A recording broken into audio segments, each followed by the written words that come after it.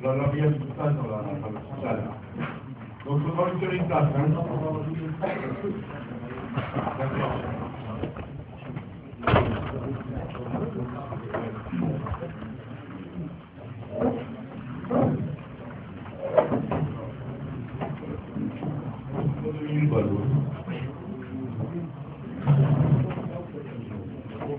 Jean-Pierre Jonathan, tu es là?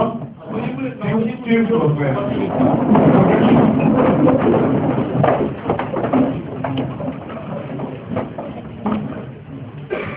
Hernandez Alfredo. On va écrire sur ma région. Bruno, il est pas là, il est là. Il y a d'autres. Bon, alors,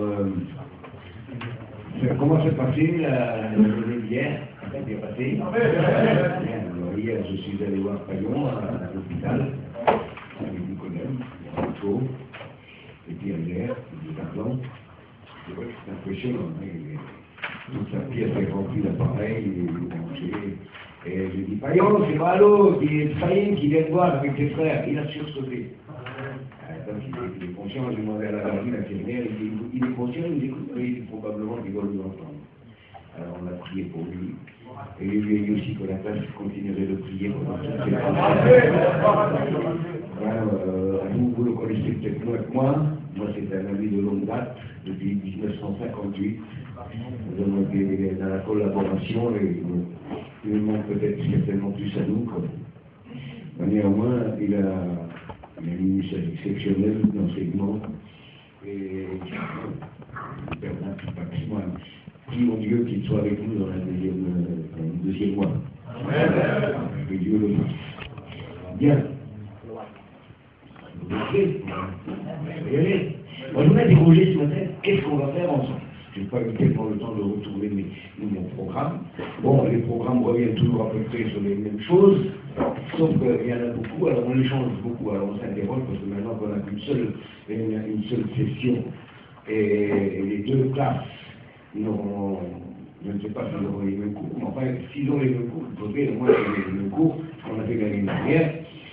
Alors, ça va faire pour nous de la répétition. J'ai horreur de ça. Quand on prêche une fois, quelque chose, et quand on recommence une deuxième fois, c'est plus la même ambiance, ni la même atmosphère. Ça ne fait rien, on tâchera de vous donner des bagages indispensables et au moins l'essentiel qu'il faut vous regarder qu'une seule fois pendant cette session. Alors, qu'est-ce que j'ai choisi de faire avec vous ce matin? Il y avait beaucoup d'autres choses que j'avais préparées, mais il manque de petites retouches, des versets qui ne correspondaient pas tout à fait, donc je vais le réviser. On va faire l'histoire de l'Église chrétienne.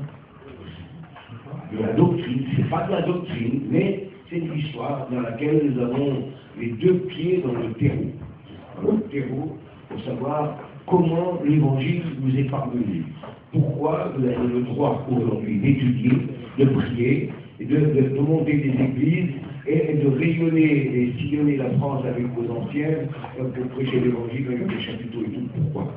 Ici, avant, n'en était pas ainsi. C'était un délit qui, le fait de lire la Bible seulement, était un délit qui méritait la géole, qui méritait d'être déporté sur les galères, d'être séparé de sa famille, d'être battu, d'avoir sa maison brûlée et d'être mis sur l'échafaud. Alors, par quel miracle, par quel prodige pouvons-nous aujourd'hui avoir la liberté de conscience? La liberté de conscience n'a pas toujours été ainsi. La religion de l'État, c'était la religion catholique en France. Et quand on avait été certainement certains ont été à l'école, on a parlé des guerres de religion, la guerre de 30 ans, la guerre de 100 ans, etc. Eh bien, toutes ces guerres-là ont une raison particulière, c'est la liberté de conscience.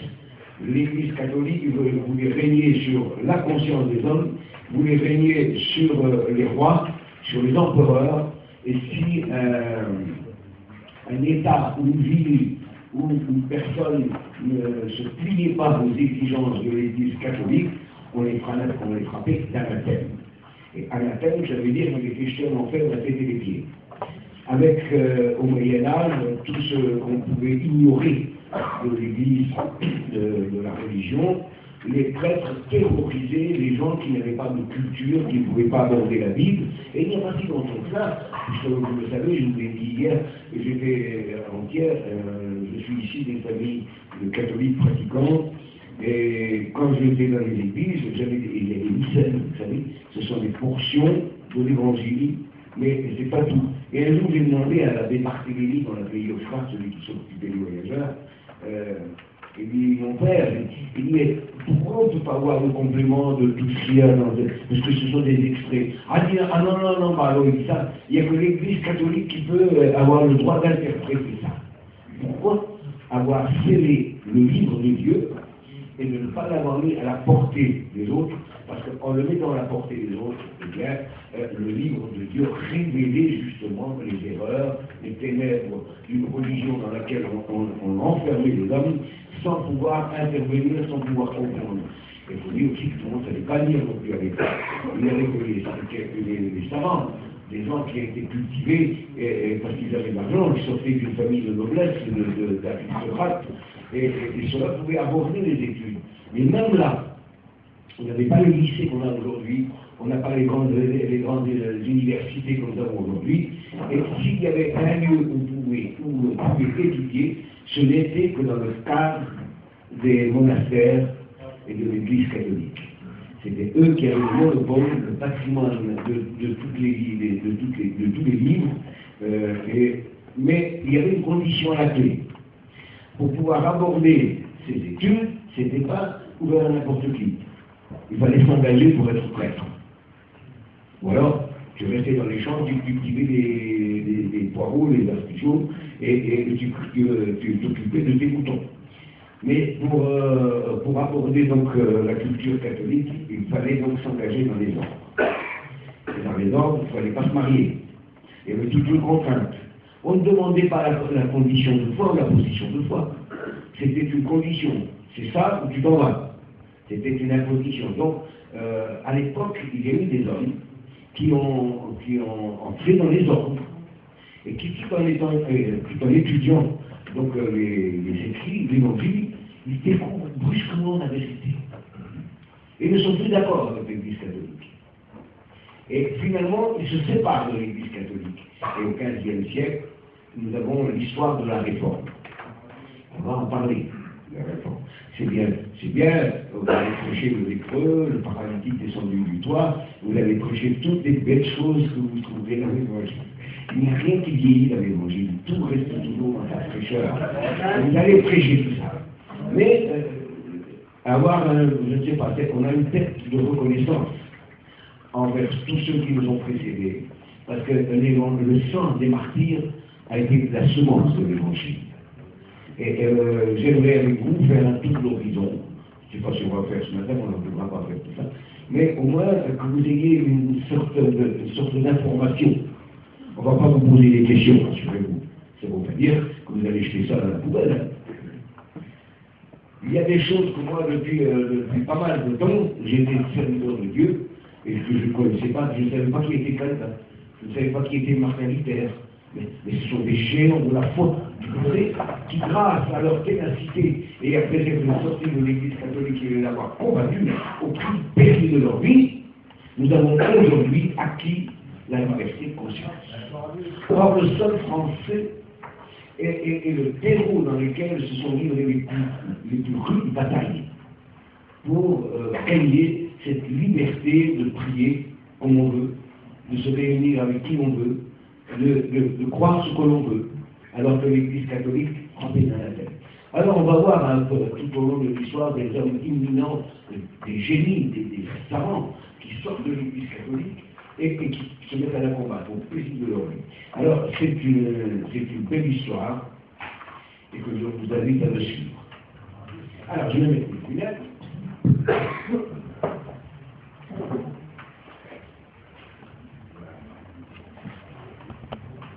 Alors c'est vrai que l'histoire de l'Église, elle est vaste. Elle commence dans le livre des Actes des Apôtres, hein. Mais j'ai pensé que c'est mieux de commencer vers 1140. on est déjà comment dire, dans le sud de la bataille. Et dans l'année 1140, à Lyon, il y a un riche marchand, un marchand d'étoffes. Tout le monde sait que Lyon, c'est le endroit où on fait. Il y en a qui sont de Lyon, hein, bien sûr. Le garçon à Georges Critzel, il est de l'autre côté, là. D'accord. Il y a un réveil qui s'est passé en 1140 qui ressemble étrangement au réveil que nous avons vécu, nous, pour notre mission. C'est l'année de la naissance de Pierre Valdo. Pierre Valdo. Vous allez faire connaissance avec cet homme. Bien sûr, on va parler de Jésus et qu'il va faire. Mais en fait, on va faire de l'histoire. C'est un programme que vous devez aussi connaître. Valdo est donc un riche marchand qui habite à Lyon. Il se convertit à l'âge de 39 ans. C'était pas un bébé. Il se convertit à l'âge de 39 ans. Et comment il s'est converti? La circonstance dans laquelle il s'est converti. Alors un soir, il est en train de déjeuner, de dîner avec ses amis. Et pendant qu'il est en train de déjeuner, il demande, il n'est pas converti, c'est pas un homme de l'église, hein, c'est un catholique comme tout le monde, c'est monsieur tout le monde, c'est un homme aisé, il est avec une petite fortune, et il a des ouvriers, il a tout ce qu'il faut, et puis pendant qu'ils sont en train de manger, l'un de ses amis a une crise cardiaque, et il meurt subitement à table. Et là, devant ce spectacle, il est troublé. Il a dit alors, que se passe-t-il de l'autre côté? Que deviennent les hommes lorsqu'ils quittent la terre? Et se pose cette question. Et durant toute la nuit, il n'avait pas trouvé le sommeil. Il pense en fait à cette mort soudaine qui le harcèle. Et si c'était moi demain qui mourrais, où irait mon âme? Ce sont des questions qui se posent spontanément lorsque les gens sont comme ça devant les questions difficiles. Alors, qu'est-ce qu'il va faire? Il va aller trouver les hommes de la religion, il va trouver les prêtres. Et le prêtre, qui est un savant, on connaît, hein, on est respecté. Alors, le prêtre qui, selon lui, devrait lui indiquer le chemin du salut. À qui il va s'adresser? C'est pas au charbonnier, c'est pas au boulanger. Il s'adresse à un homme d'église. C'est lui qui devrait le conseiller. Mais celui-ci lui dit de faire résistance. C'est-à-dire marcher sur les genoux, se placer, etc. Et de jeûner, de porter le cilice, c'est-à-dire le vêtement de deuil, hein, et d'humiliation, et de faire un long pèlerinage, et puis de se faire voir. Mais rien de tout cela ne satisfait Pierre Valdo.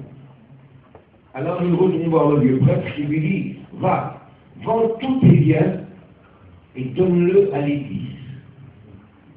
Rentre chez lui, Pierre Valdo se met à lire l'évangile.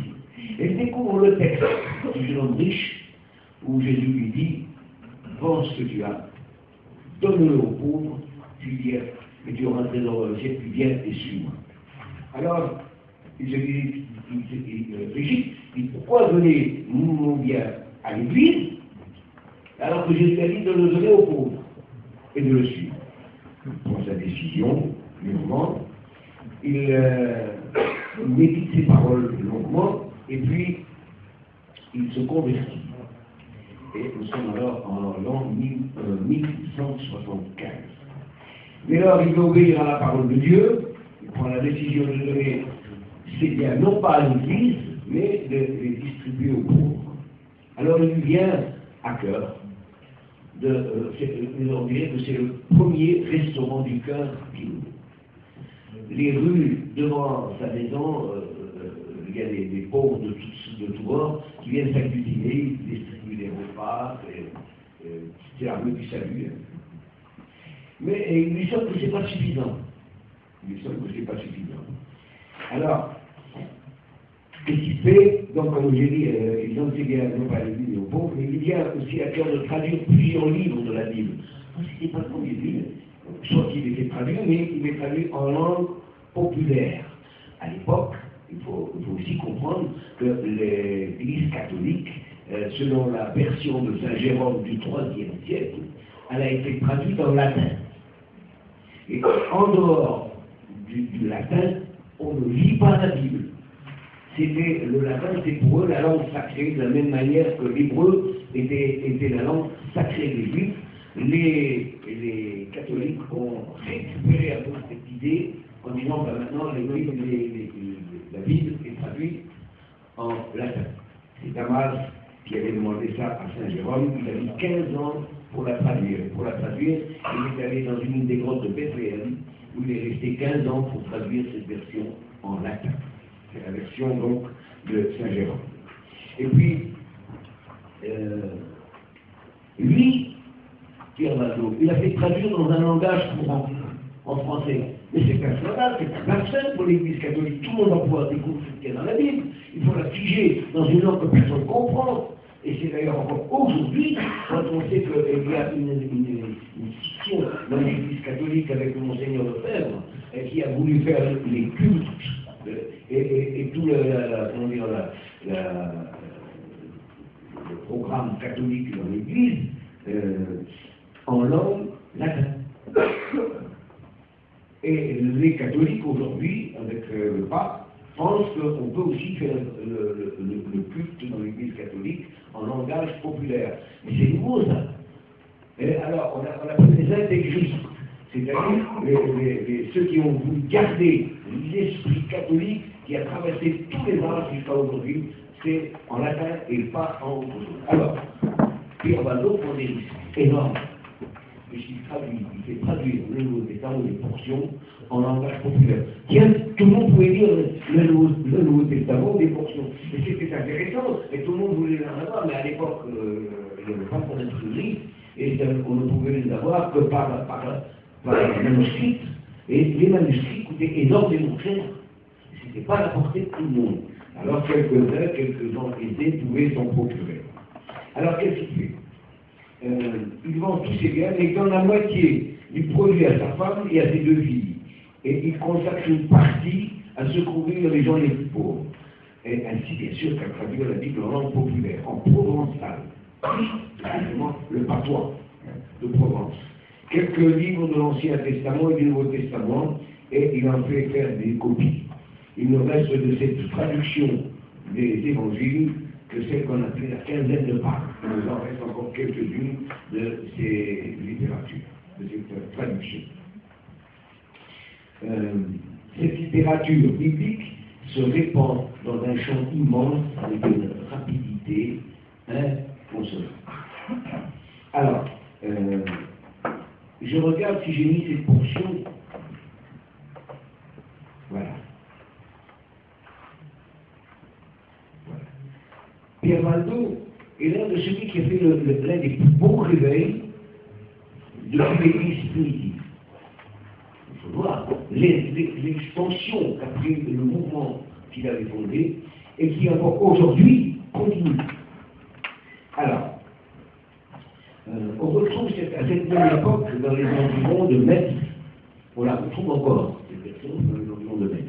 On possède un fragment de cette traduction, c'est un volume écrit en luxe, de petite dimension, surtout facile à cacher.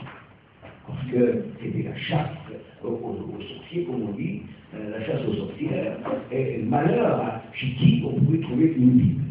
Et ce ne sera pas en langage populaire compréhensible. Mais la diffusion de cette traduction ne sera pas malheureusement imprimée. Le clergé catholique s'oppose aussitôt à la diffusion et à la traduction de la Bible, qui manque pourtant si cruellement au peuple français. Malgré cette opposition, Valdo qui a fait le vœu de vivre dans la pauvreté, ils ont quand même encore l'esprit du catholicisme, c'est pas tout à fait épongé. Il fait vœu de pauvreté et se met à prêcher l'évangile. Il faisait vite fait de nombreux disciples et qui l'ont suivi, et il rassembla en une fraternité soumise à 3 vœux monastiques. Il crée une confrérie.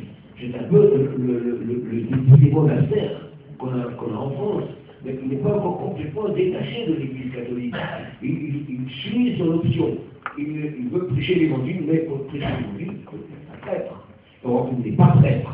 Et l'Église catholique se révolte contre lui, et on va assister à un bras de fer entre lui et l'Église catholique. Alors, ces nouveaux compagnons, ils forment des serviteurs de Dieu, des évangélistes, ils les envoient. Mais de quelle autorité, de quel droit? Ils sont parallèles avec l'Église catholique. Il n'est pas avec l'Église catholique, et ça gêne beaucoup le pape, ça gêne beaucoup le clergé catholique. Alors, il appelle ses compagnons de foi, les hommes pauvres du Christ. Il a évité de les appeler pasteurs ou prédicateurs, les hommes pauvres du Christ. Mais devant le succès de son travail, le clergé réagit. Très mécontent. Alors, Valdo est obligé de prendre la fuite, de quitter sa ville de Lyon pour aller se mettre à l'abri quelque part dans les montagnes. Alors, il engage les laïcs. Vous savez ce que c'est que des laïcs, hein? Ce ne sont pas des corps d'église, ce sont des gens du peuple. Il engage les laïcs et les envoie prêcher de façon itinérante. Et c'est là que ça représente un petit peu à notre manière de faire ici parmi les voyageurs. Mais là encore, cette action missionnaire le plus soudain interdite par l'archevêque de Lyon. Parce que Pierre Valdo était de Lyon, il dépendait donc de l'archevêché de Lyon et l'archevêque interdit. Mais 6 ans après sa conversion, et malgré la farouche opposition du clergé catholique, Valdo est toujours bien décidé à maintenir son zèle de propagateur de la foi. Pour ça, c'est pas dangereux d'afficher la foi. C'est dangereux? Non. Il n'y a pas de langue plus contagieuse qu'un chrétien. Il faut le savoir. C'est une bonne contagion d'ailleurs. Et il continue. Alors, il va à la tête d'une délégation de Vaudois un jour.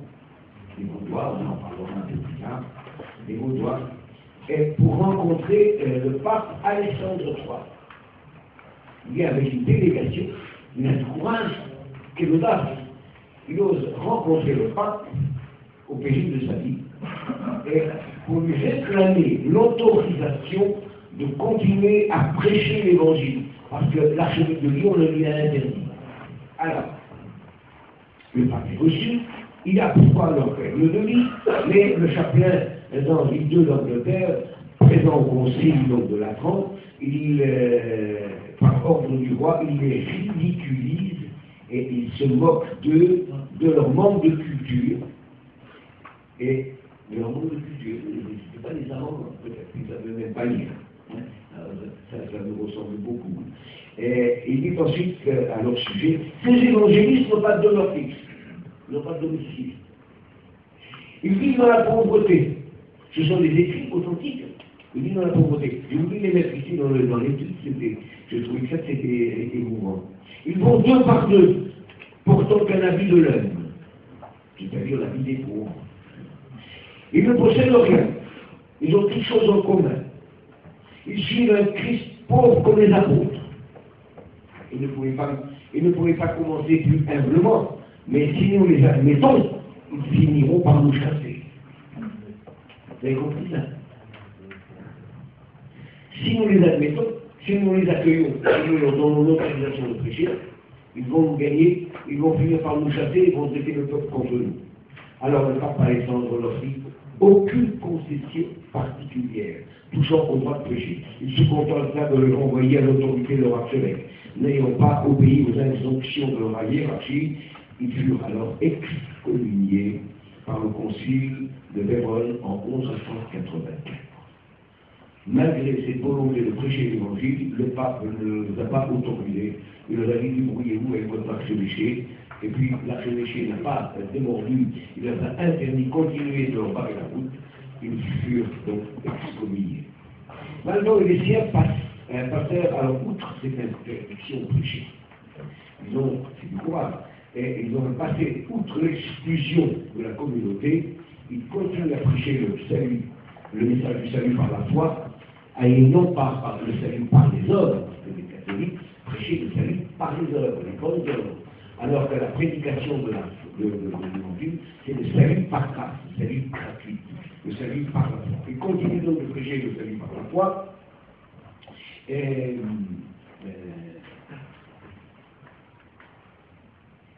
ce message se répand comme une traînée de poudre à travers la France. L'Italie est touchée. Les territoires suisses sont touchés. L'Autriche est touchée. L'Allemagne est touchée. Il atteint les régions de la Baltique, d'écouter des pays de l'Est. La Bohème, la Moravie, la Hongrie, la Pologne. C'est une traînée de boue. De mémoire, non, on n'a jamais vu à veille s'étendre aussi rapidement. Ainsi a commencé l'évangélisation d'Égypte. On s'y retrouve un petit peu. Une œuvre magnifique, admirable, que le Seigneur a commencé de faire et qui a appelé des hommes sans instruction. Il les envoie deux par deux prêcher l'évangile. Les gens sans instruction, marchant itinérants forains, sans fortune, sans domicile fixe, qui font du porte-à-porte ou qui vendent toutes sortes de marchandises sur les fêtes, foires et marchés, dans les campagnes, dans les villes et les villages, non seulement en France, mais dans toute l'Europe. Il prêche l'évangile et le Seigneur fait des miracles, de miracles extraordinaires, suivis par des milliers de conversions émouvantes, et le monde est étonné de notre étrange réveil religieux. Et c'est exactement ce qui s'est passé avec Pierre Vallot. Ils avaient la même vie, la même habitude de prêcher l'évangile, la même discipline, la même forme d'évangélisation que nous avons aujourd'hui. Alors, on dirait que l'histoire se répète dans le temps. Malgré le refus du pape Alexandre III de laisser les laïcs continuer à prêcher, Vallot choisit. Il est dans une décision, ou alors il va plus dans le genou, ou alors il passe outre. Eh bien, Pierre Vallot passe outre, pensant qu'il est plus normal d'obéir à Dieu qu'aux hommes. Vallot et ses amis alors sont prévenus à l'annexe catholique. L'archevêque de Lyon est mécontent et avec tout son clergé, il interdit à Vallot et à ses disciples de prêcher, car ils ne sont pas prêtres catholiques. J'espère que je ne suis pas en train de vous donner sommeil. Le moine Pierre est donc engagé entre les deux mouvements, l'Église romaine et Vallot, qui est alors chassé officiellement du diocèse de Lyon, 7 ans après sa conversion. Imaginez le bond en avant qu'il a fait en 7 ans. C'était une dynamique, c'était une bombe, et qu'il avait mis en route, et désormais personne ne pourra arrêter ce réveil. Vallot donc est chassé officiellement, et les hommes, les pauvres de Lyon, connus sous le nom de Vaudois, commencent à être durement persécutés. Finalement, ils sont excommuniés aussi, eux aussi, en 1183 par le pape Lucius. Pourquoi les excommunier? Pourquoi les chasser? Pourquoi les regarder comme des pestiférés? Par le secret de vouloir prêcher l'évangile, de ne pas entrer dans le gouvernement de l'Église catholique. On va parler des Vaudois.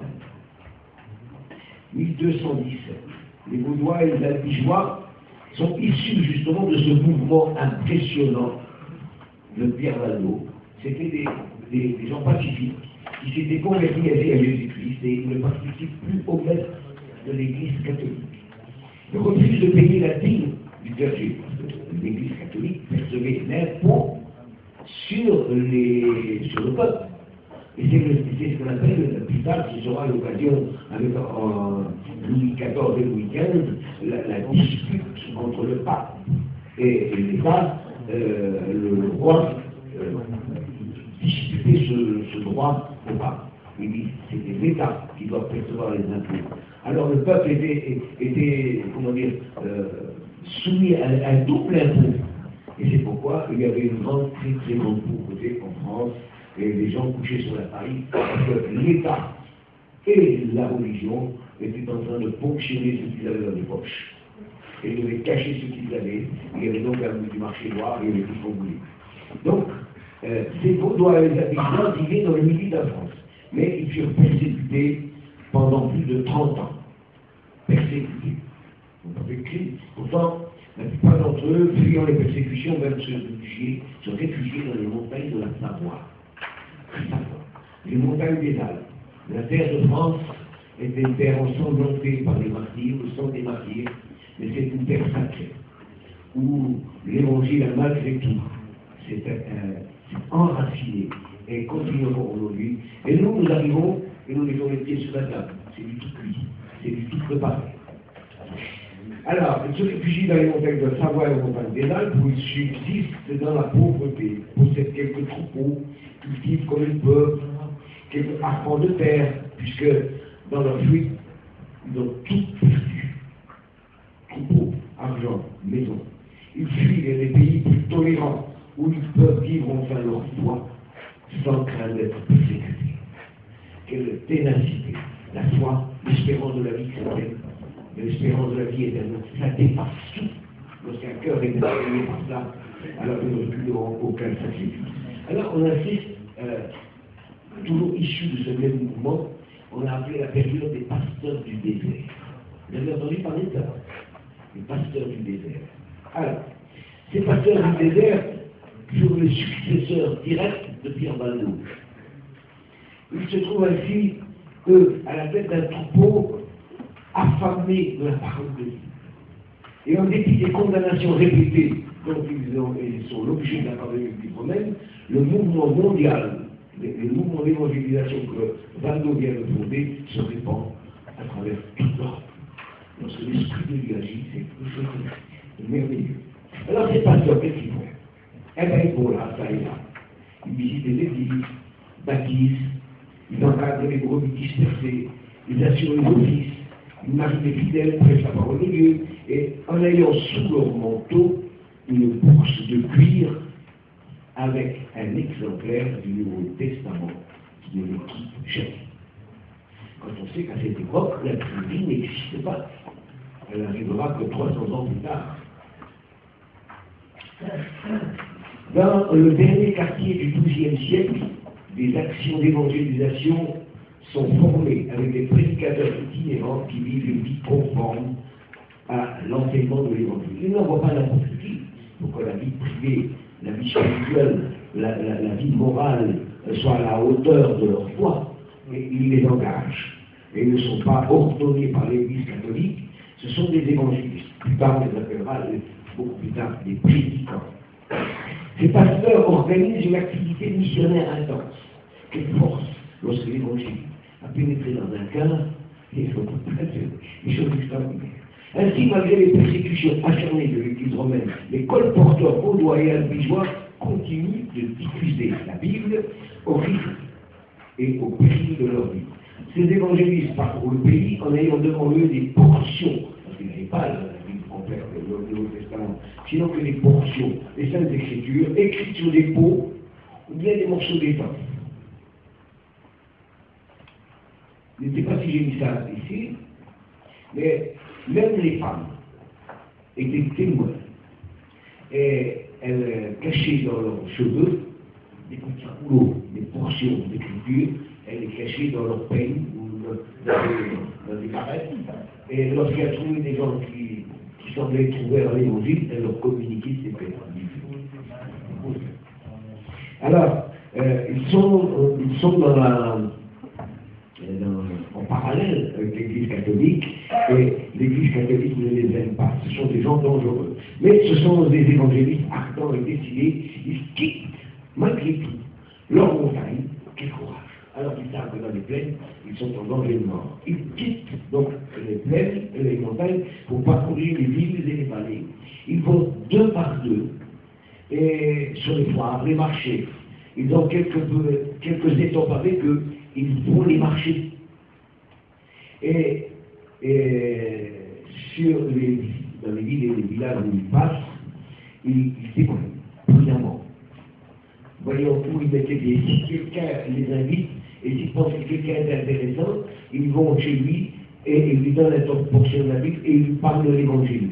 Mais ils restent rarement 2 jours dans le même lieu. Parce que dès que ces évangélistes sont passés, c'est tout de suite une émeute, l'Église catholique est à l'affût, et c'est aussitôt la persécution. Pourquoi on dit 2 par 2?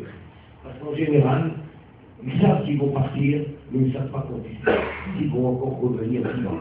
Pour qu'au moins un des deux puisse rapporter des nouvelles et de la manière dont ils ont été, l'un ou l'autre a été pris au boucher. C'est pour ça qu'il y avait 2 par 2. Alors ils passent pour être d'un marchand de mercerie, de boutonnerie, de tissu, et ils vont en rendre témoignage avec prudence, car jamais chez eux par le même chemin qu'ils sont partis. Encore, faut-il que ces hommes téméraires puissent aller et venir sans se faire remarquer. Les hommes que les pasteurs du désert engagent ne s'enferment pas dans des monastères. Ils vont prêcher partout en Europe, dans les Célèbres et dans tous les pays de la France, dans le XXe siècle. C'était vous. Ah, les femmes, 15 minutes. Les femmes aussi colportent les témoignent, cachant dans leurs cheveux des petits roulons de texte de l'Évangile. Et les communiquent dans une grande discrétion à des gens qu'ils rencontrent sur leur chemin et qui sont à la recherche de la foi véritable. Les âmes se convertissent en grand nombre, tant à Lyon qu'en Italie et jusqu'en Bohème. Mais les pasteurs sont recherchés. Ils doivent se cacher en permanence en usant d'astuces pour ne pas être arrêtés. Les disciples de Valdo se dispersent alors dans le sud de la France et se joignent aux Albigeois, dans la vallée vaudoise, et où ils s'unissent aux disciples de Pierre de Bruy. C'était un autre évangéliste qui aussi était au début du XIe siècle revenu de l'Église catholique, qui s'était séparée et était revenu à l'évangile pur.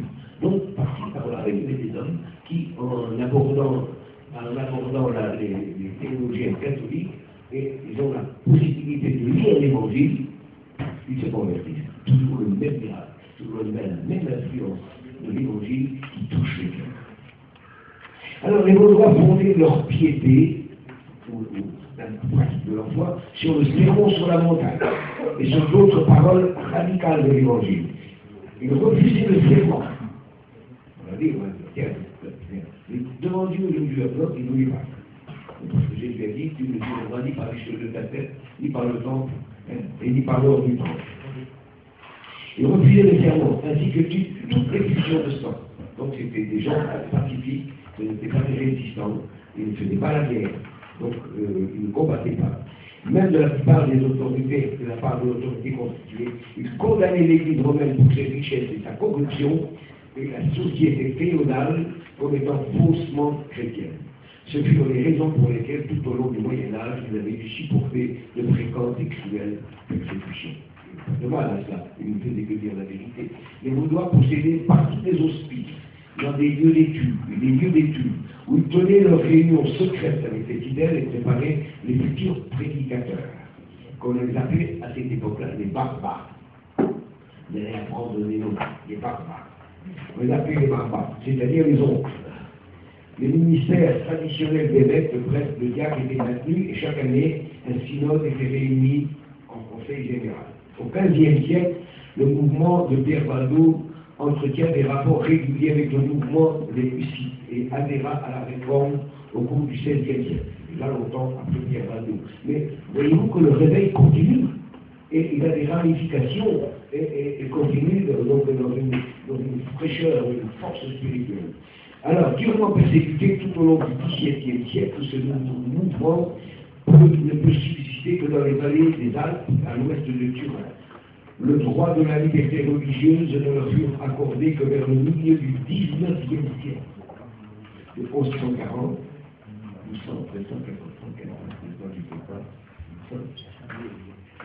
700 ans, plus de 700 ans, ce réveil a continué. Et ce n'est que 700 ans plus tard que dans certains endroits, on leur a donné la liberté de conscience.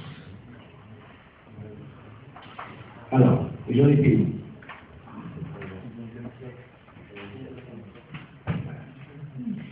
Les droits de la religion, de la liberté religieuse ne leur furent donc accordés que vers le milieu du XIXe siècle, 150 ans.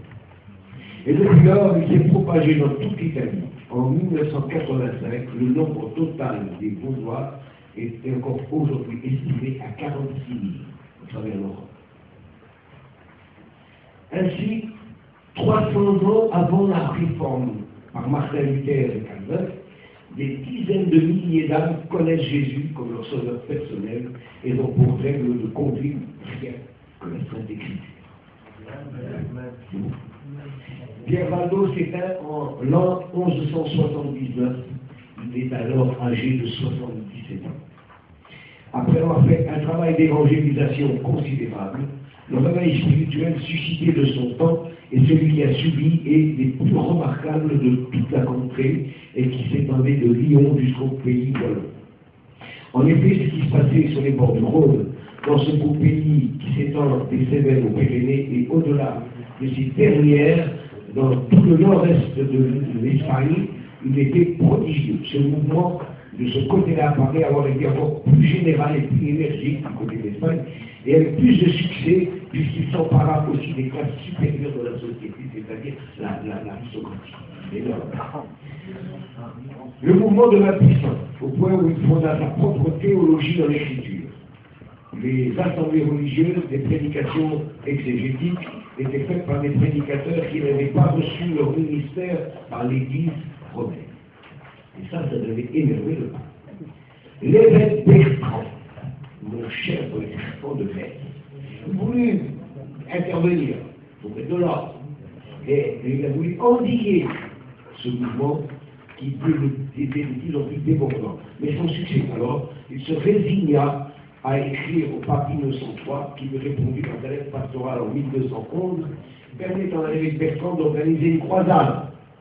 Ce n'était pas simplement une tolérance, une croisade contre ce mouvement et tous ceux qui étaient des amis de la Bible. Pas possible qu'une religion qui se réclame de l'évangile puisse avoir l'audace de monter une croisade, on en parlera, une croisade, c'est lever une armée pour aller leur caresser les côtes, parce qu'ils n'obéissent pas à l'Église catholique. Les Bibles françaises qui avaient été trouvées chez eux étaient brûlées. Ils décidèrent tout ce qui n'était pas des catholiques. Puis le concile de Toulouse, en 1229, interdit catégoriquement la lecture de la Bible. Alors, est-ce que c'est en 1200, mais j'ai dit en 1211, l'évêque Innocent III, en 1211, interdit la lecture de la Bible, puisqu'il brûle les Bibles. C'est le concile de Toulouse, en 1229, qui a interdit la lecture de la Bible. Voilà. Concile de Toulouse. On arrive en 1230. Je ne sais pas si ça vous intéresse, mais moi ça m'avait bouleversé de découvrir l'histoire de nos ancêtres spirituels. En 1230, un synode à Reims, catholique bien sûr, interdit la traduction en langue française des livres de la Bible. C'était bien pour la figer dans une langue que personne ne pouvait comprendre.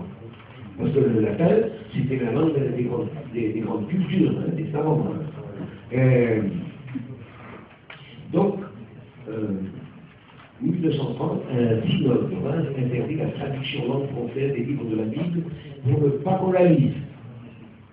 C'est ainsi que Échard, un vaillant serviteur de Dieu, qui avait la Bible, fut condamné à être brûlé vif en 1235 dans la ville de Chalon-sur-Marne. On brûle les gens parce qu'ils avaient la Bible. Quelle férocité, on dirait que le diable était en train de vouloir retirer de la main des hommes la Bible, la parole de vérité.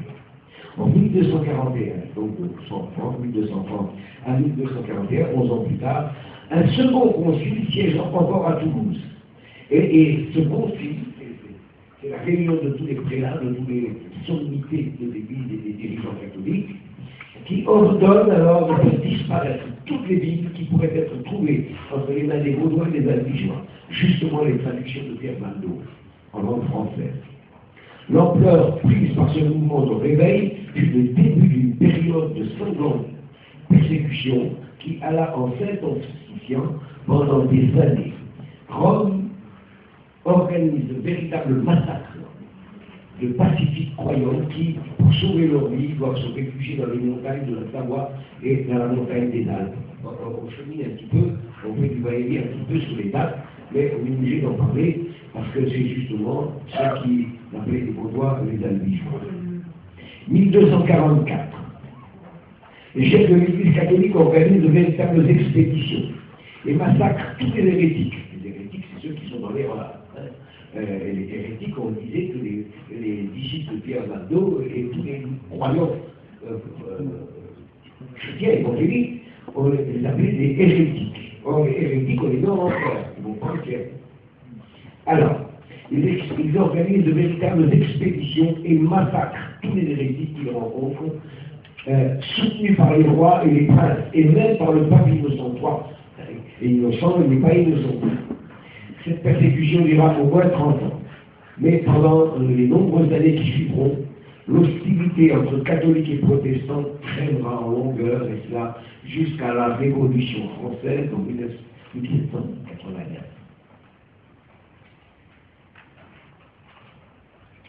Dès le début de sa conversion, on va parler un petit peu de Fernando, parce que c'est l'homme principal de tout ce qui s'est passé. Fernando, qui s'était mis à prêcher, avait vite de nombreux disciples et les rassembla en une fraternité. Voyons voir si je me répète là. C'est une portion que l'ordinateur a recopiée. Comme ça, on va le sauver. Alors, Pierre Valdo avait aussi une conception de la théologie et des doctrines de la Bible. S'appuyant sur l'écriture, la doctrine, l'enseignement de Pierre Valdo refusait l'idée d'un purgatoire. Purgatoire veut dire se purifier. Parce que dans l'esprit catholique, même pardonné par la foi, il y a toujours des imperfections qui ne nous permettent pas aux hommes d'entrer dans le ciel. Alors, on passe dans une antichambre, et dans cette antichambre, on s'ouvre un temps indéterminé jusqu'à un moment où Dieu pense que c'est le moment de les faire sortir pour les emmener au ciel, où est la résurrection. Si tout le monde sort du purgatoire et aller au ciel, il y a plus de résurrection. Bon, chacun ressuscite à chaque fois qu'il sortait du purgatoire. On a découvert dernièrement, il n'y a pas très longtemps, il y a à peu près 100 ans, on a dit que le purgatoire a une patronne. C'est la Vierge Marie. Parce que c'est une mère, elle a un cœur de maman, on peut lui parler. Elle ne peut pas avoir sa place. Bien, alors elle rejette la doctrine du purgatoire et des indulgences. Vous savez ce que c'est que les indulgences? Eh bien, les indulgences, ça veut dire que pour certaines conditions, sous certaines conditions, on était pardonné à l'avance de ses péchés. On tuait un protestant et nos péchés étaient pardonnés pendant un an, par exemple. On donnait de l'argent pour les messes et on était pardonné pour certaines choses.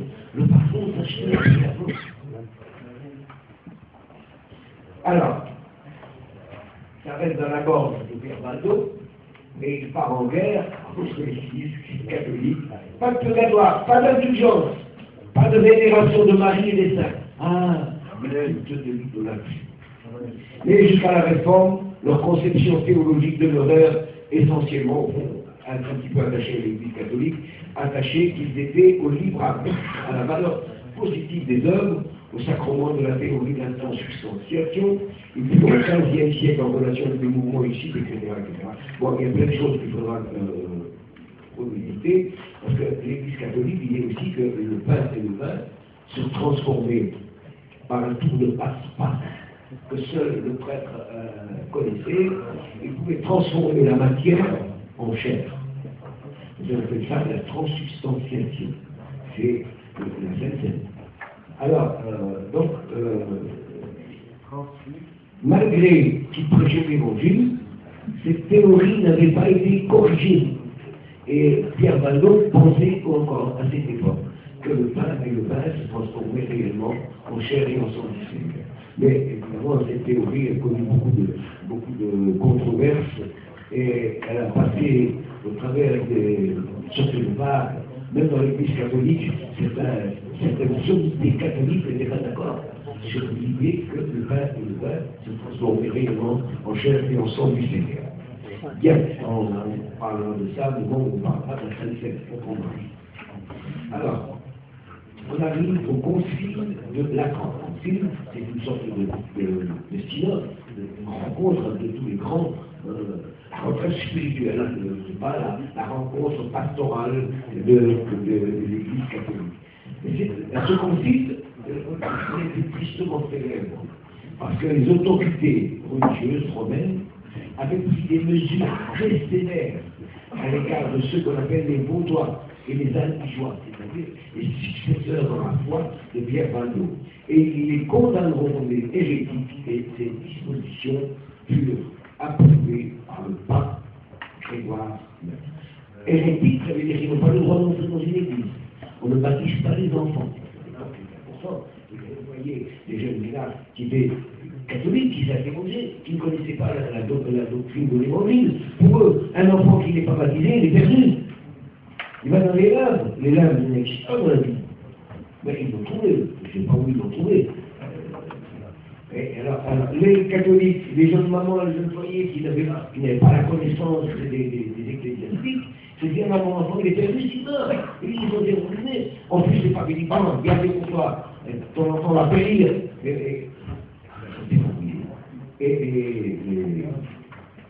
Comment dire, les premiers missionnaires comme Pierre Bateau et ses successeurs sont encore un petit peu fragiles devant les doctrines, parce qu'il faut dire que les doctrines catholiques, c'était des sommités, mais en plus ils les imposaient par l'épée. C'était dangereux de leur résister. Eh bien, ils sont décidés, ils ont déclaré hérétiques. Hérétiques, c'est-à-dire qu'ils sont dans l'erreur. Et que tous ceux qui sont dans l'erreur doivent plier les genoux. S'ils ne plient pas les genoux, s'ils n'admettent pas, s'ils ne reconnaissent pas les erreurs, eh bien, ce sont des bêtes à brûler, à détruire, à jouer dans le cachot et à s'en débarrasser tout simplement. Ah, on arrive à 1320. 1320, on va parler de John Wycliffe. John Wycliffe, c'est un Anglais. Ah, mais ça, on mettait aussi la parole, oui, John Wycliffe. C'est la fin de cette sombre période qui allait de 1179 à 1320 que naît un homme particulier. Il s'appelle John Wycliffe. Il est né à Easwell, dans le lieu de Londres. Il devient prêtre, comme il y a d'autres. Il est professeur dans sa ville universitaire d'Oxford. Il faut dire que l'université d'Oxford, c'était une université réputée. Il y avait des gens aisés, des savants, qui avaient étudié là. Et lui, eh bien, il est un enseignant là-bas.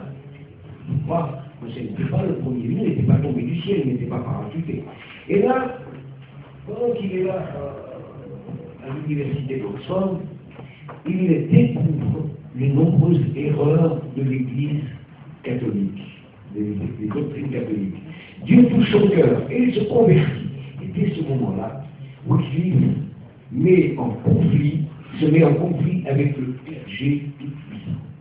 Le clergé, c'est l'Église catholique, les dirigeants de l'Église catholique. Il conteste l'enseignement des prêtres, et en particulier la doctrine de la transubstantiation. On en a parlé tout de suite. Cette doctrine des catholiques enseigne encore de nos jours que le pain ou bien l'hostie et le vin de la scène transformerait véritablement en chair et en sang du Seigneur, alors que le Nouveau Testament enseigne que c'est seulement un vin d'or. Le clergé s'inquiète de la situation et se dresse aussitôt contre Wycliffe et le chasse de l'université d'Oxford. Parce qu'il avait là une tribune et tous ceux qui venaient l'écouter, pour les catholiques, ils étaient en train d'empoisonner leur foi. Alors, après avoir été chassé de l'université d'Oxford, c'était le dégradé, en quelque sorte. Alors il devient curé de campagne, comme tout le monde, dans un petit village nommé Lutherworth. Mais Dieu met dans son cœur le désir de traduire la Bible en langue anglaise, parce qu'on la disait aussi en latin. Il a décidé, comme Pierre Bateau, de traduire la Bible dans un langage populaire, en langue anglaise. Alors là, c'était la goutte d'eau qui fait déborder le vase. Donc, il a traduit à partir du texte de la Vulgate, c'est-à-dire la Vulgaire. C'était la traduction de Jérôme du IIIe siècle en latin. Mais sa traduction ne fut jamais imprimée. Les prix des copies étaient très élevés et il n'était pas la pensée des gens aisés qui seuls pouvaient s'en procurer. Et c'est à l'âge de 64 ans que Wycliffe atteint une longue paralysie. Et pendant qu'il fait la réunion, il meurt pendant qu'il fait sa réunion.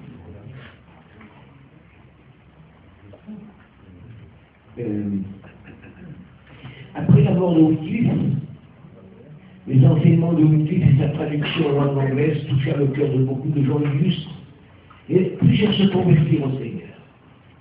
La Bible était à la portée de la compréhension des hommes. Et ils se convertissent. Et pour ces raisons-là, les chefs religieux catholiques jugèrent que Wycliffe ne méritait pas l'honneur d'être enterré dans le cimetière de son petit village. Il fut jugé, on lui a fait son tribunal.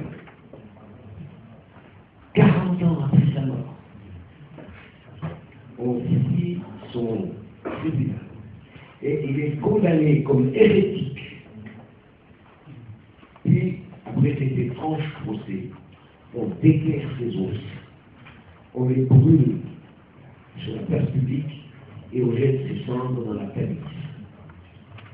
Ces choses se passèrent 40 ans après la mort. Quelle férocité de la part des dirigeants catholiques d'écrire jusqu'à un pauvre mort dans un tombe parce qu'il a gêné les compréhensions de doctrines catholiques. Alors, ce que je ne voudrais pas, c'est que vous ayez en partant de secours plein de rage, de violence et de haine contre l'Église catholique. Plutôt vous voyez dans le même piège que. Mais il faut, si vous voulez servir au Seigneur, il faut au moins que vous ayez quelques informations sur le passé. C'est pas une c'est la doctrine, c'est l'histoire. Bon, je ne suis pas un spécialiste dans l'histoire, mais toutes les notes que j'ai données à droite et à gauche, sont parfaitement intéressantes. Je me dis, mais c'est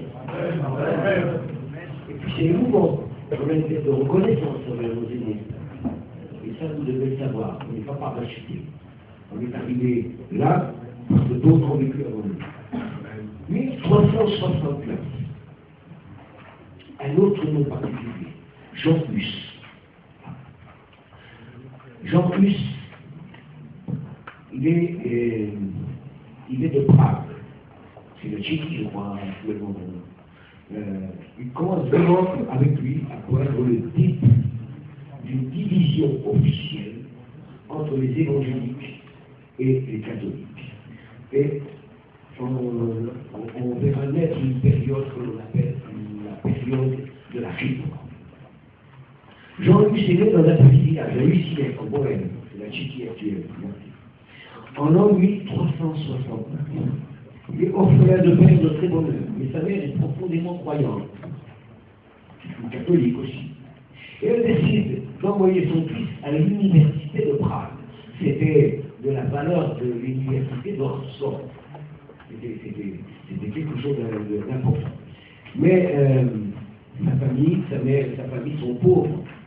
Et les faibles économies qu'ils ont pu épargner ne suffiront certainement pas à mener Jean Hus jusqu'à la fin de ses études. Alors, la mère et le fils se mettent en route. Et ils vont prendre la direction de Prague. Et lorsque ils arrivent en vue de la ville de Prague, maman se met à genoux. Son fils se met à genoux. Et la maman de Jean Hus fait une prière. Ô Seigneur, fais de mon fils un serviteur de Dieu. Les débuts de Jean Hus, ce jeune homme, se révèle être un excellent élève, exceptionnellement doué. Et brûlant très vite les étapes, au point que les responsables de l'université décident de lui offrir ses études. Rien. Dieu avait entendu la prière à un moment de Jean Hus et il décide de faire de ce jeune homme son serviteur. Jean Hus devient bientôt le directeur de l'université à laquelle on lui avait offert ses études alors qu'il était pauvre comme Jean. Puis il devient prêtre. C'était la marche, le programme de la marche traditionnelle. Hein. Il devient prêtre. Est-ce que c'est bon, c'est alors non, c'est ça que je suis en train de regarder. Ah, il m'a fait. Je vous disais que la nouvelle. C'est amusant le programme. Non, l'ironie. Ok. On arrive à des moments, des tourments émouvants dans cette étude. Vous m'écoutez bien là-bas au fond? Vous m'écoutez bien? Je n'ai pas envie de hurler parce que je ne veux pas m'embarrasser la gorge. Et je sais que j'ai une voix qui donne parfois sommeil. Enfin, bon, essayez de m'organiser un peu dans l'histoire.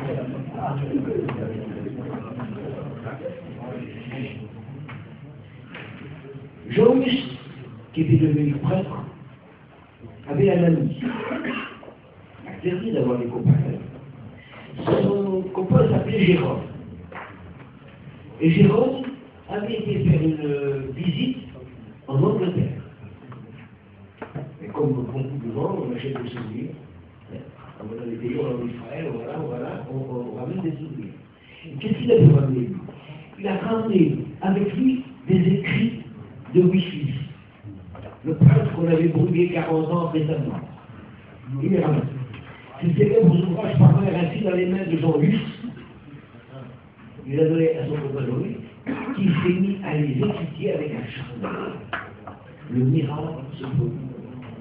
Il se convertit ici et il découvre les erreurs de l'Église catholique.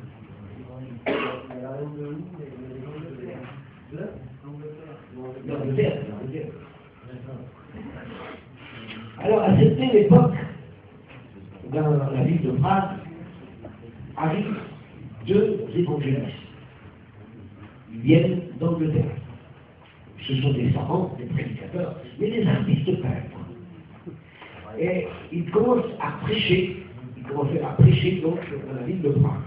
Mais dès que l'évangile est prêché, il y a tout de suite un levé de bouclier de la part de l'Église catholique et des autorités civiles et religieuses, parce que la religion est une religion d'État. Donc il y avait deux patrons dans les pays, il y avait les prêtres et il y avait l'autorité civile. Alors, que vont-ils faire? Parce qu'il y a une réaction, et tout de suite ils vont se sentir en danger. Alors, comme ils sont des artistes peintres, ils sont allés se promener dans le pays, et ils se sont dit le mot. Qu'est-ce qu'on va faire? On ne peut pas prêcher, on va faire arrêter. Bon. Alors, ils sont allés dans le pays, ils ont vu dans une des passants un grand pan de mur. De ce côté-là, et de l'autre côté, un grand pan de mur. Ils ont regardé, ils ont eu la même idée. Et qu'est-ce que tu vas faire? On va faire deux peintures. Oui. Alors, l'un a peint de l'autre côté une procession catholique. Le pape, avec un titre spécial, monté sur un cheval richement habillé, carapazonné, suivi de ces prêtres-là, et habillé avec ses habits somptueux, n'est-ce pas, la procession catholique. De l'autre côté, l'autre a fait une autre peinture. Il a peint Jésus, monté sur un anneau, suivi de ses apôtres,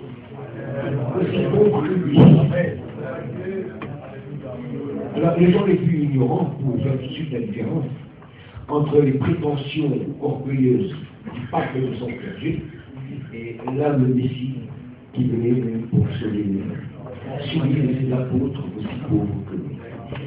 Forcément, il y a eu des réactions immédiates. Alors, on s'est à parler, ça n'a pas voté. C'est à ce moment-là que nos deux artistes peintres ont jugé le moment opportun pour s'en aller et se sauver et pour s'en aller au lit. Comment? Un nom. Non, depuis 700 ans, 800 ans, il a disparu. C'est l'histoire qui nous raconte. Je ne l'ai pas dit. L'histoire qui nous raconte. Et ce sont des histoires authentiques. Alors, les plus ignorants pouvaient, en regardant les deux scènes, saisir toute la différence entre le Christ humble et doux et les orgueilleuses prétentions du pape et de son clergé. La vie commence alors à s'agiter. Les deux peintres les jugèrent prudents de quitter la liste, aussi discrètement qu'ils y sont venus. Mais il fallait faire des exploits pour pouvoir prêcher l'évangile. Jean-Huss commença pour voir ces deux peintures. Ah oui, parce qu'on en a parlé. Et Jean-Huss, notre fameux étudiant, pour lequel sa maman avait demandé à Dieu d'en faire un service de Dieu, et après avoir lu les écrits de Wycliffe, se convertit et on a entendu parler de ces deux tableaux. Il va voir ces deux tableaux. Il fut étonné et troublé, au point qu'il se remit de plus belle à l'étude des écrits de Wycliffe et de sa traduction de la Bible. Il se convertit alors véritablement, et c'est un véritable réveil qui commence avec les prédications de Jean-Huss. Il fit la guerre aux exagérations de l'enseignement catholique, le culte des images, les indulgences plénières en particulier. Il dénonça également le déclin de la moralité des clergés. Pourquoi? À l'époque, les prêtres régnaient sur les contrées, c'était des notables, c'était comme des comtes. Ils avaient à leur service des esclaves, ils avaient des gens qui travaillaient, on appelle des serfs à l'époque. Et ils travaillaient eux, ils percevaient l'impôt sur les gens de son pays, c'était des nobles, c'était de la noblesse. Et ils vivaient alors dans l'opulence, dans les impudicités. Et ils avaient, bien sûr, ils organisaient des soirées d'orgie. Et Jean-Hugues sait cela. Et il sait que les prêtres catholiques sont en train de dénaturer la foi évangélique. Alors il leur fait la guerre. Et il leur dénonce également publiquement le déclin de la moralité du clergé. Aussitôt, il est chassé de Prague et il dut se réfugier dans les campagnes, mais il continue à amener des masses de gens à la vérité évangélique partout où il passe, partout où il prêche. Les âmes se font. Alors Jean-Louis s'est condamné à comparaître devant le pape à Rome. C'était de la routine. Tous ceux qui osaient contrarier le pape étaient convoqués tout de suite à Rome. Et on connaissait l'intention féroce du pape. Mais le roi de Bohême ainsi que la noblesse de l'université de Prague interviennent pour demander au pape que Jean-Louis puisse se faire représenter par quelqu'un à Rome, par un délégué. Parce qu'il savait que s'il allait là-bas, il ne reviendrait pas. Et il faut dire que Jean-Louis, c'était un des tiburons de la nation et dont on était fier de lui. Mais devant le refus de laisser partir un de ses plus illustres représentants de la Bohême, le pape est vexé et il refuse le marchandage. Il nous fait siéger le concile en séance extraordinaire et il fait condamner Jean-Louis comme hérétique et il frappe la ville de Prague d'interdit, anathème. C'est-à-dire qu'il n'y a plus de messe, il n'y a plus d'enterrement, on ne baptise pas les enfants, il n'y a plus de sainte famille. C'est terminé, ils sont réglés de la carte, ils vont en enfer. Alors, les gens qui sont dans la ville, qui ne partagent pas tous les opinions de Jean-Louis, se trouvent en quelque sorte pris dans un étau. Jean-Louis est donc condamné, en quelque sorte, il est condamné à mort. À cette nouvelle-là, le réformateur se retire dans son village natal à Usinette et il continue malgré tout à répondre la parole de Dieu dans toute la contrée. Mais en ce temps-là, 3 hommes se disputaient le siège de la papale à Rome. 3 papes étaient en lice et voulaient être papes. Et ils se faisaient une guerre acharnée. En principe, en particulier, il y en avait aussi en France. Mais le pape ne démord pas. Malgré cela, il incite pour que Jean puisse comparer devant lui à Rome.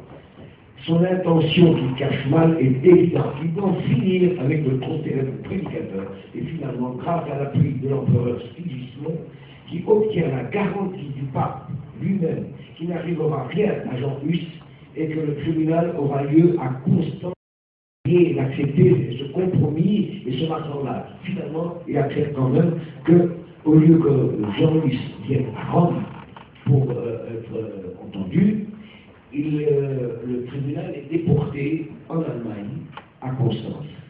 Et il y a la garantie de la part de Sigismond, qui est l'empereur de la Bohême, qu'il ne sera pas arrêté.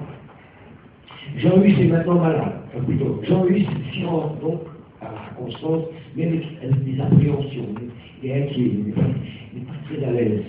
Malgré le sauf-conduit et la garantie des autorités de son pays.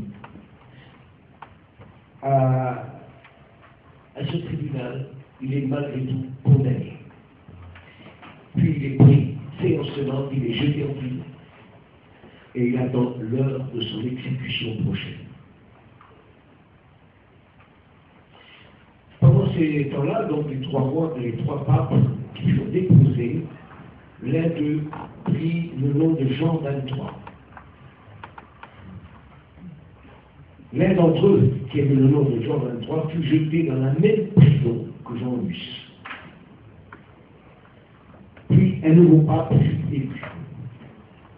Jean-Louis, avec le temps qu'il est resté en prison, empire, est maintenant malade, dans son lit cachot, dans les souterrains d'un vieux château sur les bords du Rhin. Finalement, le condamné à mort sera tiré de sa sombre prison pour être mené au supplice.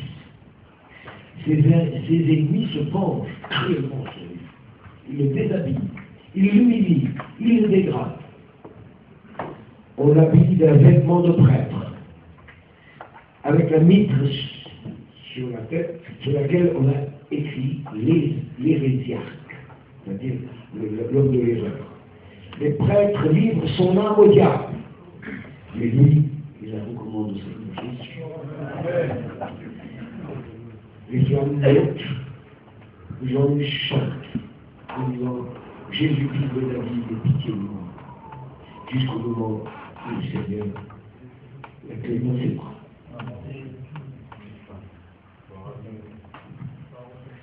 À la suite de ces événements, la Bohème se révolte alors contre l'empereur et le nouveau pape, à qui le peuple ne veut pas pardonner l'assassinat de leur héros, Jean-Louis. C'est la révolte. Ça se termine par une guerre civile dans le pays. Voyez-vous que l'évangile n'est pas loin. Elle est au cœur de la politique et des guerres du pays. 2 ans exceptionnels pour tenter de se débarrasser des dictateurs de l'État. L'évangile ne les appuie pas, mais ce sont des héros de ce temps-là qui n'avaient pas spécialement l'évangile pour mobile, mais ils voulaient corriger en quelque sorte des erreurs entre l'Église et l'État. Ils s'appellent Ziska et Procopius. Vous ne saurez pas tous ces noms-là, mais vous aurez l'étude, vous aurez le temps de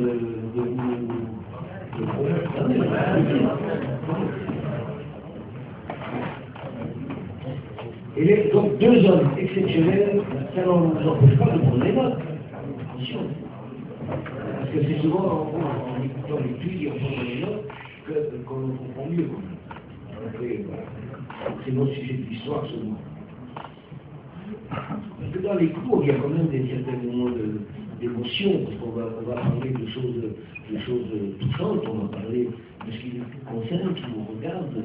On peut pas rester indifférent, malgré si c'est de l'histoire seulement, on ne peut pas rester indifférent devant la force de foi de quelqu'un. Le pape dépêche alors 2 brassards contre le peuple de Bohème, qui sera dans l'obligation de négocier avec Rome. C'était à cette époque, les évangélistes votaient et on convertissait les âmes à la pointe de l'épée. Alors, d'autant plus que la guerre civile entre catholiques et chrétiens décime le pays, les derniers chrétiens survivants d'un véritable massacre doivent se trouver refuge vers les montagnes et les pays voisins. C'est la débandade dans le pays. Voilà le travail de l'Église catholique. Si l'Église catholique avait laissé l'évangile fleurir, il n'y aurait pas eu autant de morts. Et aujourd'hui, la Bohème a été un autre pays que celui dans lequel il a traversé ces périodes. Peu avant sa mort, Jean-Hus avait prophétisé. Et il avait dit ces mots. Un siècle devra s'écouler avant l'apparition de la lumière du matin. Qu'est-ce que ça voulait dire? Longtemps avant lui, un autre prédicateur du plein évangile avait dit ces paroles aussi en mourant. La fureur des ennemis de la vérité ont maintenant l'avantage sur nous, mais ce ne sera pas toujours le cas. Car il s'élèvera d'entre le peuple un homme sans épée, sans autorité, mais contre lequel ils ne pourront rien faire. Ils annonçaient tous les deux ainsi la venue d'un homme du nom de Martin. Martin Luther. Martin Luther. Alors que le catholicisme exige du fidèle l'obéissance, malgré marquée par sa soumission à l'autorité de Dieu et de l'Église, les réformateurs, la doctrine des réformateurs, insiste sur la responsabilité personnelle de chacun devant la Bible seule, à la Bible seule, l'homme doit obéissant et non pas au rudiment des hommes.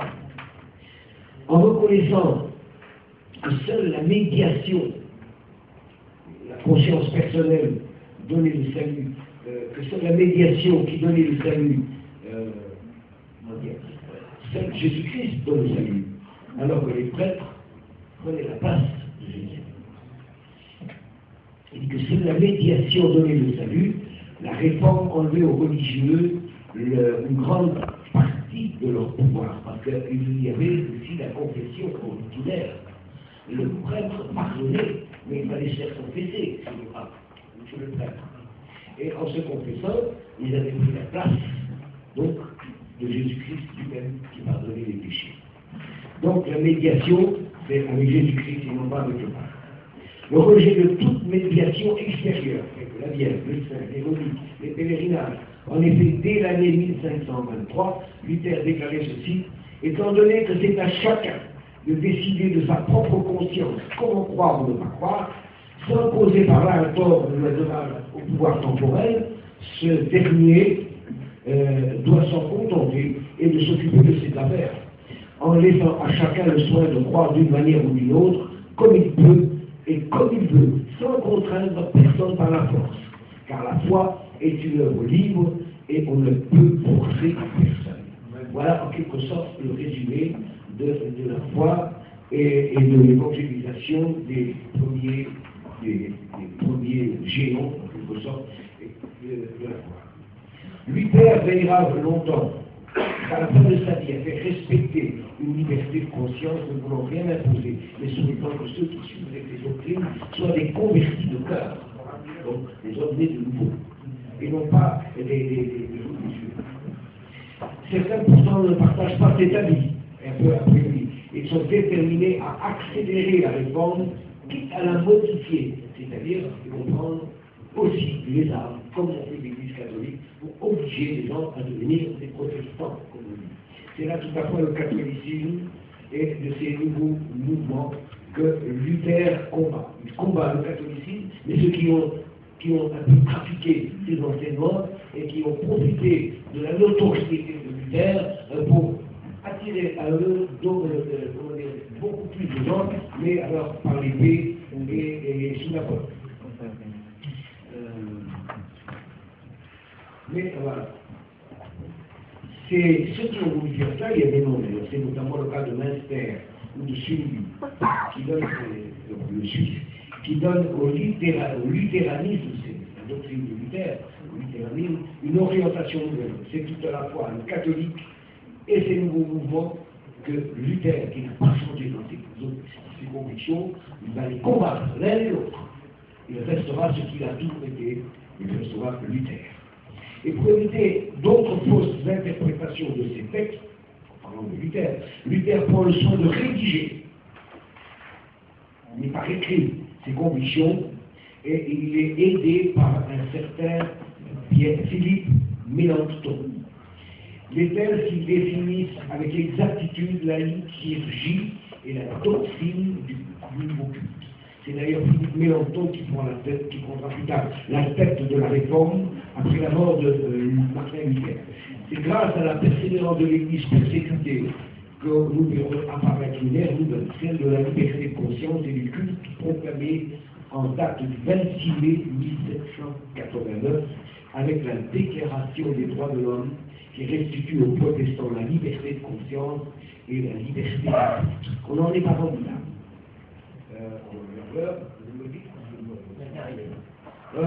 Ok. Martin Luther. Il est né en 1483. Il est né à Eisleben, en Allemagne. Il enseigne la philosophie à 28 ans. C'est pas le premier mille. Il enseigne la philosophie à 28 ans. Il est enseignant en théologie à Wittenberg. Enseignant en théologie. Quelques temps plus tard, il reçut un Nouveau Testament, traduit par un célèbre théologien du nom d'Héras. Il se convertit en découvrant le salut par la foi, exposé dans l'Épître aux Romains.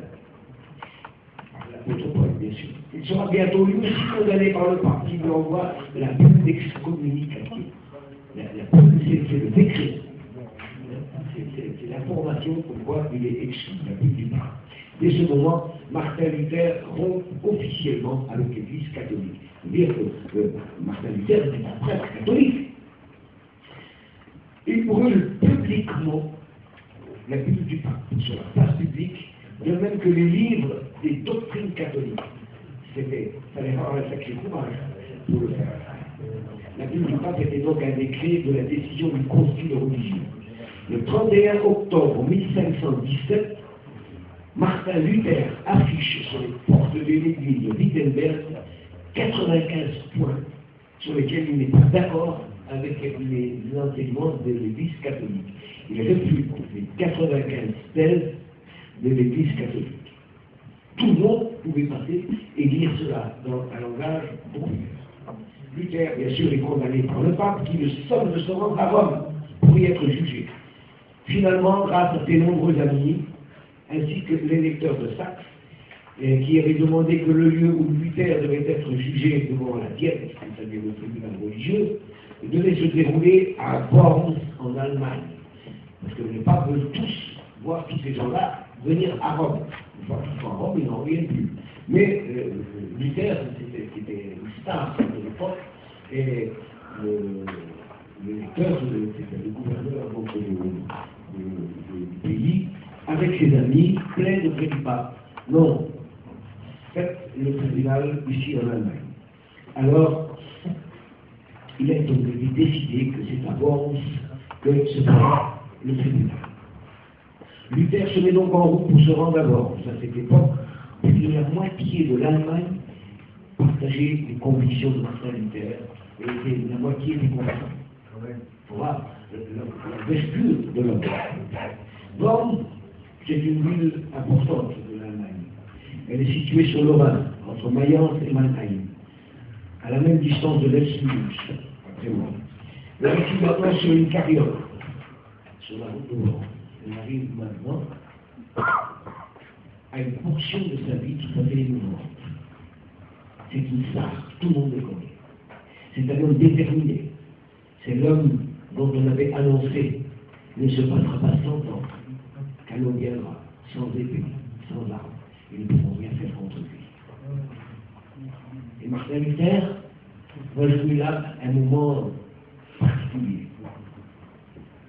Il est sur la route, avec une carriole. Il est suivi de quelques amis. Les nouvelles vont très vite partout où il passe. Et là où il passe, les gens se rendent sur son passage pour le voir passer. Voir passer le représentant d'un homme, une star, une vedette, un apôtre. Il veut l'embrasser les mêmes. Le petit cri. Il veut être béni par lui. Il veut toucher son visage. Et en cours de route, partout où Martin Luther passe, il organise une réunion. L'histoire raconte que l'église est débordée au point où les gens montent sur les fenêtres, s'agglutinent devant la porte d'entrée pour entendre quelque chose de ce message. C'est des messages émouvants qui galvanisent toujours la foi de ceux qui se sont convertis. Et en cours de route, Martin Luther compose un cantique. Il a dans son cœur une certaine inquiétude, parce qu'il ne sait pas s'il reviendra de ce tribunal. Et ce cantique, c'est un de nos patrimoines que vous allez trouver dans le livre, dans les airs de la foi que nous avons aujourd'hui. Les paroles, vous connaissez ce cantique. Il a mis 4 strophes dans ce cantique. C'est un rempart que notre Dieu, dans les jours de détresse, il nous délivre et nous tient lieu d'armes de forteresse. Notre ennemi mortel, rusé, fort et cruel, rugit et menace. Il est rusé, fort et cruel, rugit et menace. Et le redouble d'audace n'a pas d'égal sous le ciel.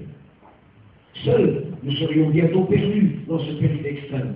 Un héros nous a secourus, choisi par Dieu lui-même, celui qui nous sauvera, qui est divin. Jésus. C'est Dieu fait homme, Jésus-Christ, il se nomme la victoire manifestera. Quand tous les démons déchaînés prétendraient te détruire, ne crains point, ils sont condamnés et ne sauraient pas te nuire. Eux tous avec leur roi tomberont devant toi, peuple fidèle. Pour vaincre le rebelle, il suffit d'un mot de la foi. Il faudra bien que malgré tout subsiste la parole, car l'Éternel est avec nous, son esprit nous console. Qu'ils prennent tout, chrétiens, notre vie et nos biens, ils sont les fers, ils ne gagneront rien, le royaume nous appartient. Ah, si j'étais pas élu, j'aurais essayé de chanter une strophe. Je vais essayer. C'est un rempart que notre Dieu, en ces jours de détresse, il nous délivre, il nous tient lieu, l'armée de forteresse. Notre ennemi mortel, rusé, fort et cruel, rugit, menace, il et redouble d'audace, il n'a point d'égal sous le ciel. On chante encore ça dans les assemblées de Dieu. Mais en lisant les textes, les strophes, on peut se rendre compte de l'intense émotion qu'il est en train de vivre sur la route de bord. Alors, sur sa route, il s'arrêta dans une ville où il y a une réunion, ce soir-là, comme une réunion apostolique. Enfin, arrivé à Worms, il va falloir que je finisse ça, et ensuite, on continuera l'histoire. Je pense que c'est magnifique à écouter ça. Arrivé à Worms, Luther est aussitôt gardé dans une maison privée, dans l'attente de comparaître devant le tribunal devant lequel Luther doit réfuter ses contradicteurs recrutés parmi les théologiens catholiques les plus réputés. On va lui mettre des comptes devant lui, parce qu'ils savent à quel homme ils ont affaire. Alors, malgré, on lui a dit, est-ce que c'est là, tous les livres qui sont écrits? Oui, évidemment. Alors, ils vont essayer de le confondre dans certaines thèses, mais devant la sagesse et devant la connaissance de ces doctrines, les plus grands théologiens catholiques sont obligés de baisser les yeux. Ils ne peuvent pas le contredire. Alors, en finalité, nous ne pouvons pas, n'ayons plus assez d'arguments pour le contredire. Alors, il lui demande, abdique. C'est là qu'il prononce ses célèbres paroles. Comment pourrais-je abdiquer? Ma conscience est prisonnière de la parole de Dieu. Et puis alors, au petit matin, le jour n'est pas encore tout à fait levé, il va se passer un événement particulier. Tout le monde attend maintenant l'arrestation officielle, la mise en prison et la mise à mort de Martin Luther. Au petit matin, un de ses amis quitte la maison, quitte la maison dans laquelle il est gardé. Luther, avec un de ses amis, quitte la maison dans laquelle il est gardé. Combien de pages? Il est dans une grande tension. Il prie le Seigneur. Et brusquement, un de ses amis arrive. Il lui dit, il met son manteau, un peu comme Simon Pierre dans la prison. Il descend. C'était un ange, on n'en sait rien. Il descend. Il passe devant les gardes qui sont devant la porte de sa maison. Il ne le voit pas passer. Il y a là un cheval et un homme qui tient la bride du cheval. Il monte sur le cheval. Les rues sont encore désertes. Quelques chiens par-ci par-là sont encore en train d'aboyer. On n'entend les pas du cheval qui résonnent dans les rues de la ville. Et il arrive aux portes de la ville. La porte de la ville s'ouvre elle-même. Martin Luther quitte la ville. Personne n'a rien vu. Les soldats sont là. Il passe inaperçu. Le jour s'est levé maintenant. C'est une grande émotion. Un peu comme Simon Pierre, libéré. On le cherche partout. Où est passé Martin Luther? Personne ne l'a vu. Il passe au nez et à la barbe les sentinelles frappaient l'aveuglement. Luther et son ami franchissent les portes de la ville et on peut considérer que Dieu protégeait son précieux Le jour est levé. Il y a eu un grand témoin dans la ville, chacun se demandant où il avait pu passer. Mais le serviteur de Dieu était désormais hors d'atteinte. L'électeur de Sacre, ayant appris le retour de Luther au pays natal, envoya une troupe de ses soldats pour l'enlever afin de le mettre à l'abri des recherches de ses adversaires. Et c'est dans un vieux château de Warburg qu'il trouva refuge. C'est là qu'il traduit tout d'abord le Nouveau Testament en langue allemande, puis l'Ancien Testament. C'est par cette traduction qu'il unifia la langue allemande, jusque-là morcelée par comté et par région, aux dialectes différents. On peut dire sans crainte de se tromper que c'est avec Martin Luther que l'Église catholique connaîtra son déclin, et par sa traduction de la Bible en langue allemande qu'il unifia le peuple allemand. C'est le temps de la réforme à son approche. Pourquoi on parlait de cette traduction? Eh bien, il est resté tout un temps protégé, en quelque sorte. Il traduit la Bible, mais avant d'être appelé, Martin Luther avait l'intention de traduire la Bible. Rappelez ce qu'il faisait. Alors, la langue allemande était morcelée par comté, par région, tout le monde n'avait pas les mêmes mots. Alors, il allait sur les marchés, il allait dans les établissements, et il prenait des notes sur les mots qui n'étaient pas utilisés ailleurs. Et en ayant toute cette collection de mots, il a traduit le Nouveau Testament et l'Ancien Testament avec les mots qu'il avait.